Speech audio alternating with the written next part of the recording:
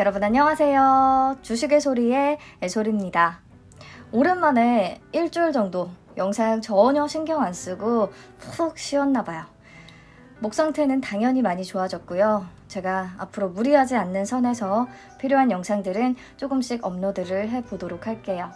AI 보이스도 한번 찾아보기는 하겠습니다. 아무튼 건강한 목소리로 오랜만에 준비한 영상은요. 또 공모주 영상이고요. 제가 처음에 이 채널을 만들 때 공모주에 특화된 채널이 아니었어서 그런지 뭔가 너무 공모주 영상만 올리면 조금 눈치가 보이더라고요.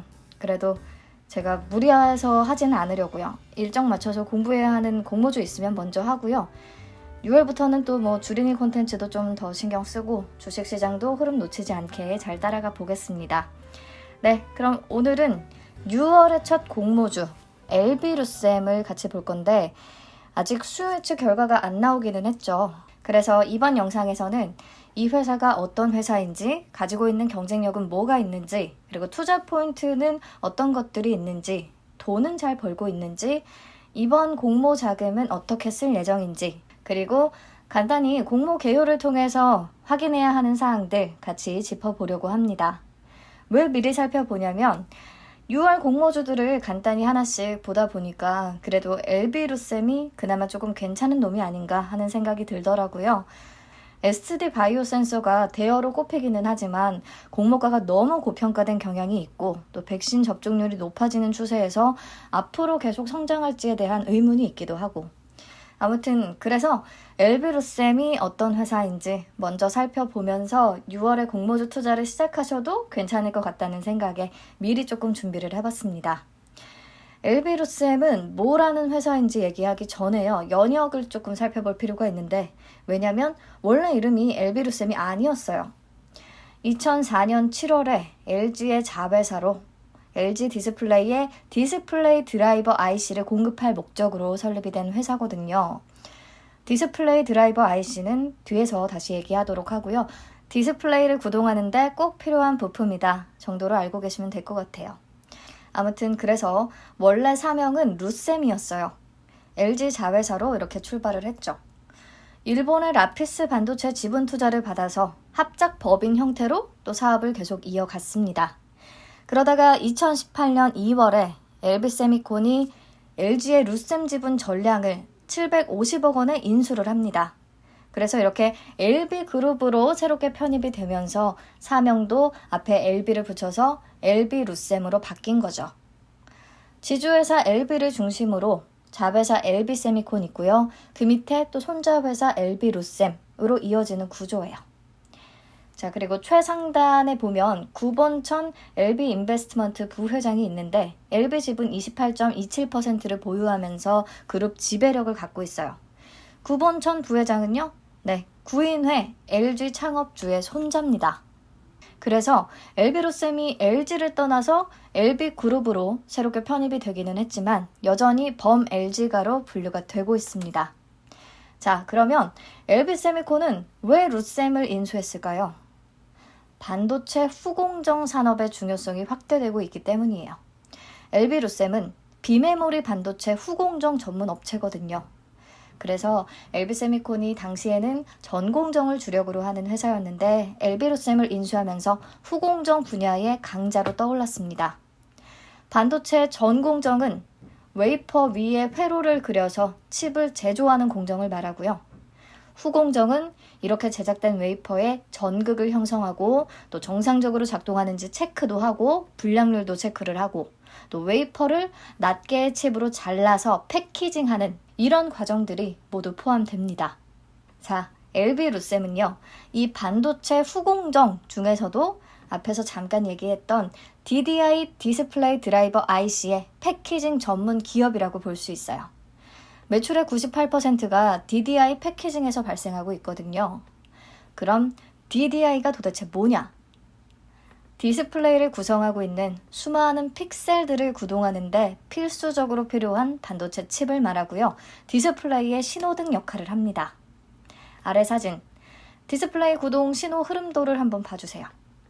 우리가 리모컨이나 터치로 전자기기에 명령을 하죠. 스마트폰 화면도 열고 또 TV 리모컨으로 TV를 틀고 그러면 이 명령을 받은 어플리케이션 프로세서가 신호로 처리를 해서 인쇄 회로 기판, 반도체 칩들이 장착된 기판에 전달을 하고요.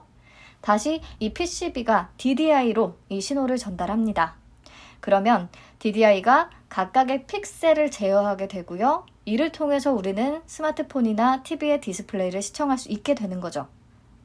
대충 느낌적으로 아시겠죠? 그래서 이 DDI 패키징은 그럼 어떤 과정을 거치게 되는지 보면요. 우선 범핑은 반도체 칩을 기판에 연결하기 위해서 칩의 전극 부위에 연결하는 작은 돌기를 형성하는 과정이고요. 다음으로 웨이퍼 테스트. 웨이퍼 상태에서 전기적인 특성을 검사합니다. 전기가 제대로 잘 흐르는지. 그 다음으로 어셈블리. 조립 공정이라고도 하는데 웨이퍼를 낱개의 칩으로 분류한 뒤에 기판의 개별 칩을 패키지하는 공정을 말해요. 그러니까 웨이퍼 상태의 칩을 절단 자르고 기판 위에 조립한 뒤에 검사까지 하는 이 과정이 모두 포함이 됩니다. 그 다음 파이널 테스트라고 해서 패키징된 제품의 성능과 동작을 마지막으로 다시 평가하는 과정을 거치게 돼요. 엘비루셈은 DDI 패키징 전반에 걸친 이 모든 공정들을 일원화해서 비용과 공정 시간을 최소화하는 차별화된 전략을 쓰고 있습니다. 그래서 이 공정을 통해서 만들어진 DDI가 디스플레이 패널에 탑재가 되는 거죠. 그리고 DDI는 적용 방식에 따라서 COF, 칩온 필름, COG, 칩온 글래스, COP, 칩온 플라스틱으로 구분이 돼서 생산되는데요. 이 중에 가장 광범위하게 사용되는 DDI는 COF예요. 반도체 칩이 얇은 기판, PCB 위에 조립되는 형태로 생산이 되고요. 디스플레이 패널 종류에 관계없이 LCD든 OLED든 모두 적용이 될 수 있습니다. COG는 말 그대로 디스플레이 패널이 유리인 경우에 적용되고요. 주로 소형 LCD 디스플레이, 그러니까 모바일 제품에 쓰이고 COP는 패널 기판이 플라스틱인 경우에 적용이 되고 주로 플렉서블, 휘는 OLED에 사용이 됩니다.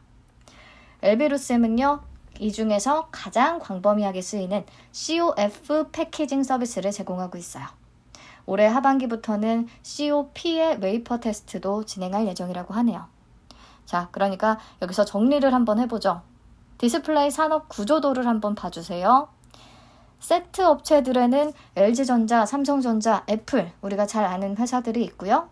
이 회사들이 TV나 노트북, 그리고 스마트폰 이런 세트 제품들을 판매하는 거고, 그 밑에 당연히 디스플레이 패널 업체가 있겠죠.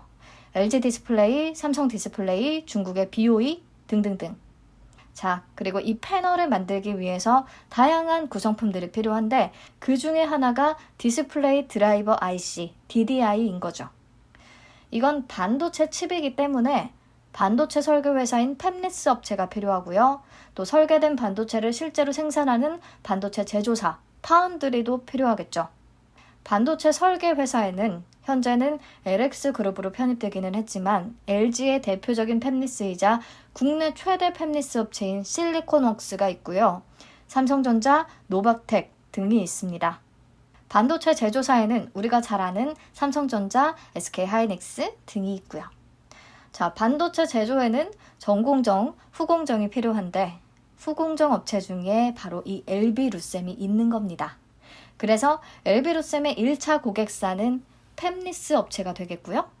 실리콘웍스의 매출 비중이 약 81%를 차지한다고 합니다. 엘비루셈도 범 LG가이기 때문에 이런 구조가 형성될 수밖에 없었던 것 같아요.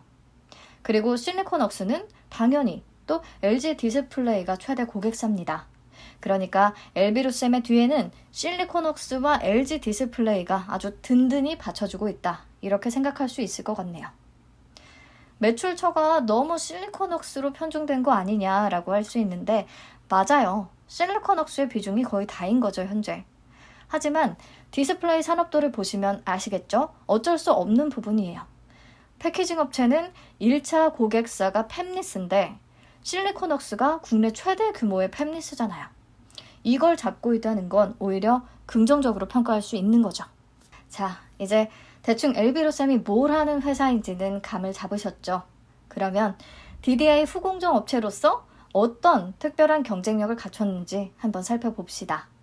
우선 아까 COF 패키징 서비스를 주로 제공한다고 했잖아요. 회사 추정치에 따르면 COF 패키징 시장 점유율 13%로 국내에서는 1위라고 하고요. 전 세계 3위를 차지하는 수준이라고 합니다. 국내에서 경쟁사는 삼성전기와 도레이의 합작사인 스테코 정도가 유일하고 세계 시장으로 무대를 옮겨보면 대만계의 칩본드와 칩모스가 있고 또 중국계의 칩모아가 있다고 하네요. 칩본드가 점유율 25%로 업계 1위를 차지하고 있고요. 칩모스와 칩모아 그리고 엘비루셈은 13%에서 14% 정도로 엎치락 뒤치락하는 추세입니다. 어쨌든 회사가 주력하고 있는 사업 부문에서 국내 1위 그리고 세계에서도 손꼽힐 만한 순위 안에 들고 있다는 게 매력적으로 보였어요. 현재 생산 캐파를 보면 범핑과 웨이퍼 테스트는 월 2만 장 정도를 생산할 수 있는 수준이고 조립, 최종 테스트는 월 8천만 개의 생산 능력을 갖추고 있는데 이번 공모를 통해서 이 캐파를 더 늘린다는 목표고요. 그렇게 되면 칩본드, 칩모스와 큰 차이가 없는 규모라고 합니다. 규모 면에서 아주 압도적인 수준은 아니고요. 아직.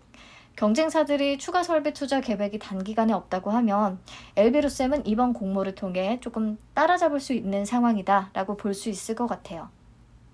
네, 다음으로 원가 경쟁력을 갖추고 있는데 패키징 공정을 일원화했다고 했잖아요. 범핑부터 파이널 테스트까지. 그리고 또 생산 시스템도 자동화하면서 경쟁사 대비해서 높은 품질과 성능을 구현함과 동시에 원가 면에서도 경쟁 우위를 가지고 있는 편입니다. 특히 LG 디스플레이의 적극적인 지원으로 부품도 공동 개발하고요. 원가 절감 활동도 계속해서 진행하고 있습니다. 자, 그리고 LB세미콘과의 시너지 효과가 있다는 거. 이것도 경쟁력으로 꼽을 수 있는데요.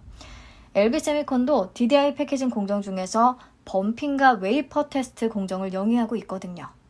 그래서 LB루셈이 부족한 생산 규모를 LB세미콘이 보완해 줄 수 있고요. 그리고 LG그룹의 자회사로 있다가 LB그룹으로 떨어져 나가면서 기존에는 최종 고객이 LG 디스플레이만 있었는데 현재는 삼성 디스플레이와도 진행 중이라고 하고 그 밖에 BOE, 샤프 등 다양하게 좀 고객사 다변화를 계속해서 진행하고 있습니다. 네, 그럼 넘어가서 엘비루셈의 매력 포인트, 투자 포인트로 삼아볼 수 있는 것들 짚어볼게요. 첫째, DDI 패키징 수요가 증가하고 있다는 건데요. 수요 증가의 첫 번째 이유는 OLED 시장의 확대입니다. 그 중에서도 글로벌 중대형 OLED 시장은 연평균 26.3%씩 성장할 것으로 전망이 되고 있는데 중대형 OLED 시장은 LG 디스플레이가 주도하고 있고요. 또 엘비루셈은 LG 디스플레이에 OLED 드라이버 IC를 독점 납품하고 있습니다. LG 디스플레이가 OLED 양산을 더 확대하겠다고 밝힌 상황이니까 당연히 엘비루셈의 수혜가 기대가 되죠. 자, 그리고 풀 LCD를 기준으로 DDI 소요량을 봤을 때 LCD의 경우는 6대가 필요한 반면에 OLED는 10대가 필요합니다. DDI 수요가 확 늘어나는 거죠. 디스플레이 시장이 최근 LCD에서 OLED로 트렌드가 바뀌고 있기 때문에 DDI 수요는 증가할 수밖에 없을 것으로 보입니다. 그럼 자연스레 DDI의 가격도 상승할 수 있겠죠? 그리고 최근에 디스플레이 해상도도 4K, 8K 이렇게 높아지는 추세잖아요. 해상도가 한 단계씩 높아질 때마다 DDI 수요는 2배씩 늘어납니다. 그리고 고주사율 디스플레이도 증가하고 있는데 주사율은 1초 동안에 보이는 이미지 수를 말하고요. 일반 모니터에는 1초에 60번 이미지 전환이 이루어지는 60Hz가 적용되는데 최근에 게이밍 수요가 늘어나면서 90에서 120Hz의 고주사율 디스플레이가 확산되고 있어요. 고주사율 디스플레이에서는 화면 전환이 빨리빨리 되다 보니까 DDI에서 발열 현상이 나타나게 되거든요. 이로 인해서 이 발열을 제어할 수 있는 방열 CFO 공정의 수요가 증가하게 됩니다. 엘비루셈은 방열 COF 공정 기술도 보유하고 있고요. 이게 또 추가적인 공정이기 때문에 패키징 가격을 상승시키는 요인이 된다고 하네요. 그러니까 디스플레이 시장의 트렌드 변화 자체가 DDI의 가격과 수요를 상승시켜서 LB로셈의 실적 개선을 이끌 수밖에 없다라는 얘기입니다. 막 디스플레이 산업 자체가 엄청난 성장이 기대되는 구조는 아닌데 산업 내에서의 이런 트렌드 변화가 엘베로셈에 좀 유리한 쪽으로 흘러가고 있다라고 생각하시면 될 것 같아요. 자, 다음으로 두 번째 투자 포인트는 중국 시장을 공략하고 있다는 부분인데 2020년 기준으로 중국이 LCD 디스플레이 글로벌 캐파의 57%나 차지하고 있어요. 그래서 엘비로셈이 이 시장의 침투율을 조금 더 높이려고 노력을 하고 있는 거죠.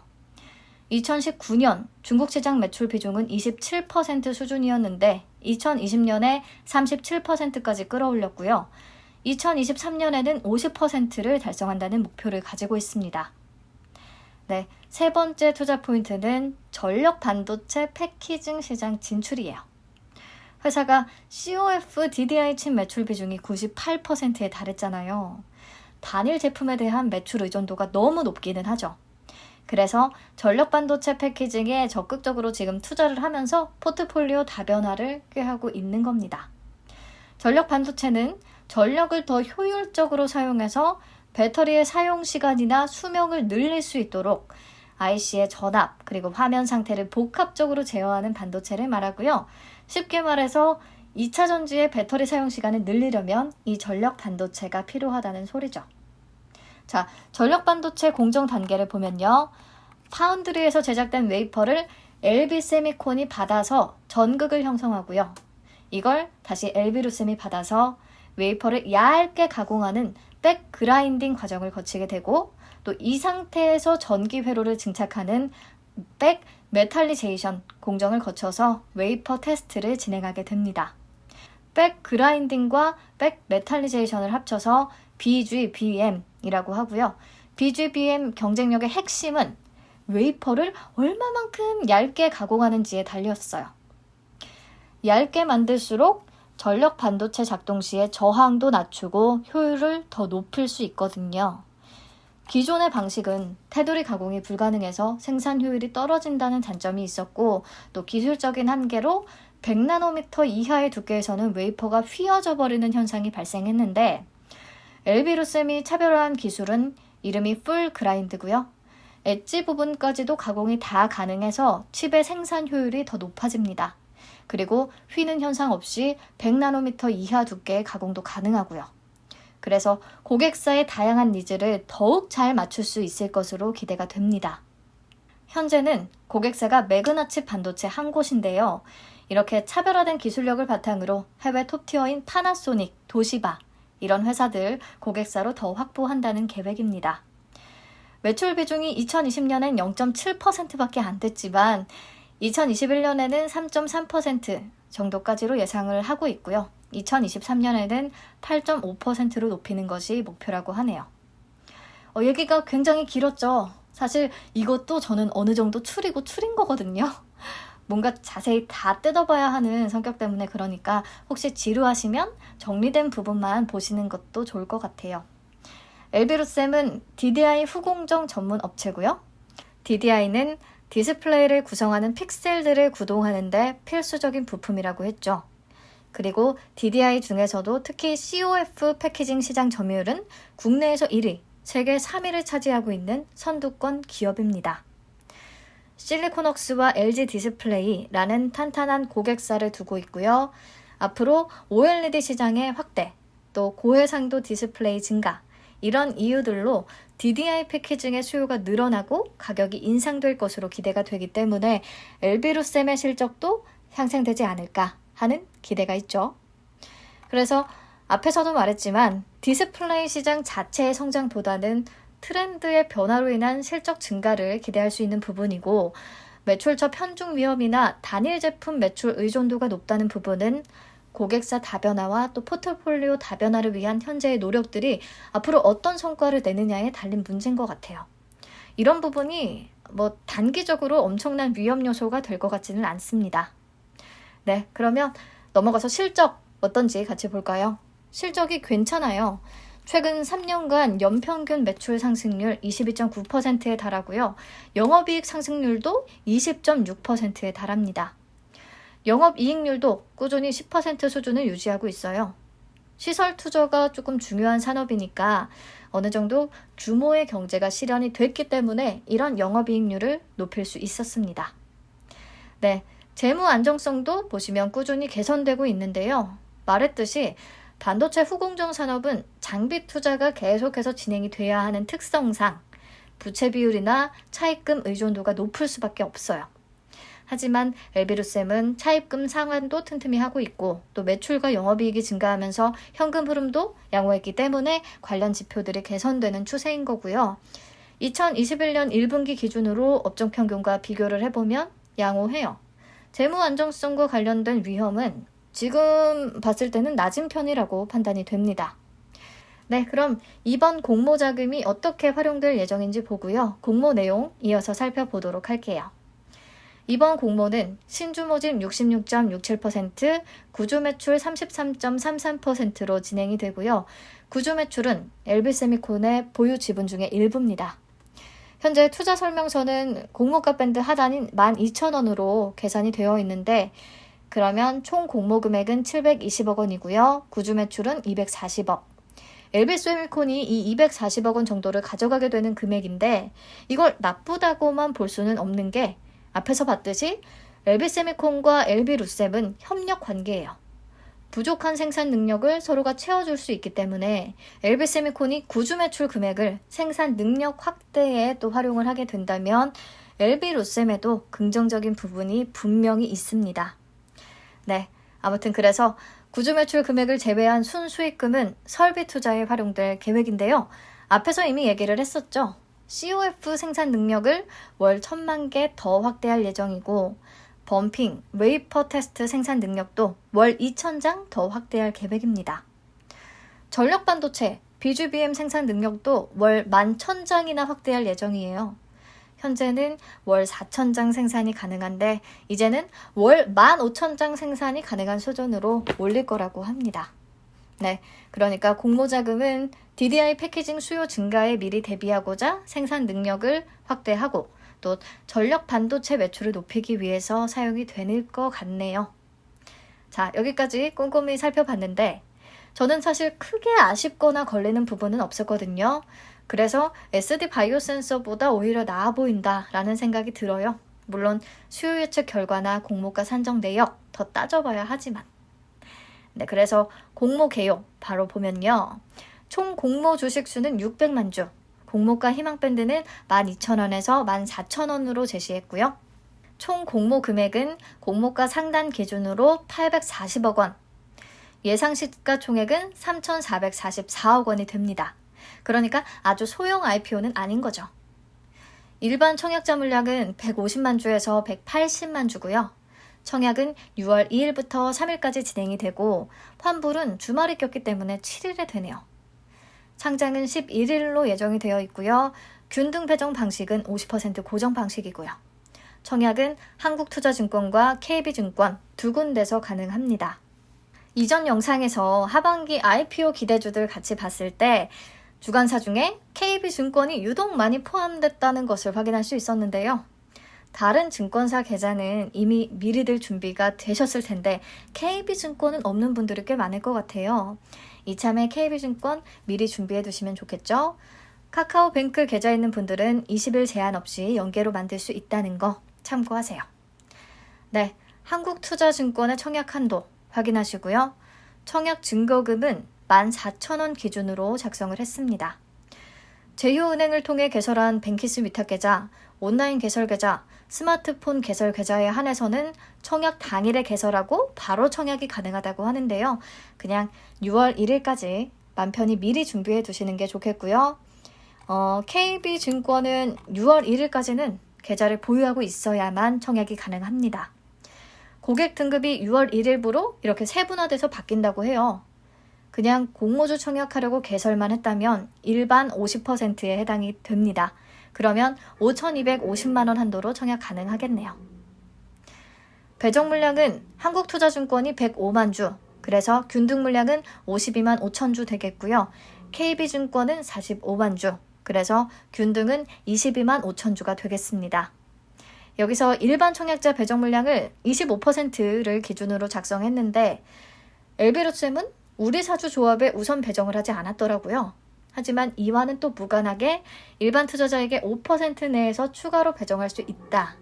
그러니까 30%까지 배정을 할 수 있다는 내용이 투자 설명에 기재되어 있으니까요. 이 부분 또 변동되는지 확인해서 다시 알려드릴게요. 네, 최소 청약 수량은 10주입니다. 이번 영상은 여기서 마무리하고요. 수요 예측 결과 나오면 추가로 내용 업데이트 하도록 하겠습니다. 아직 본격적인 내용 시작도 안 했는데 이렇게 영상이 길어진 거 보니까 나눠서 준비하기를 잘했다는 생각이 드네요. 이번에도 긴 영상 시청해 주셔서 감사하고요. 많이 웃는 주말 되시길 바래요.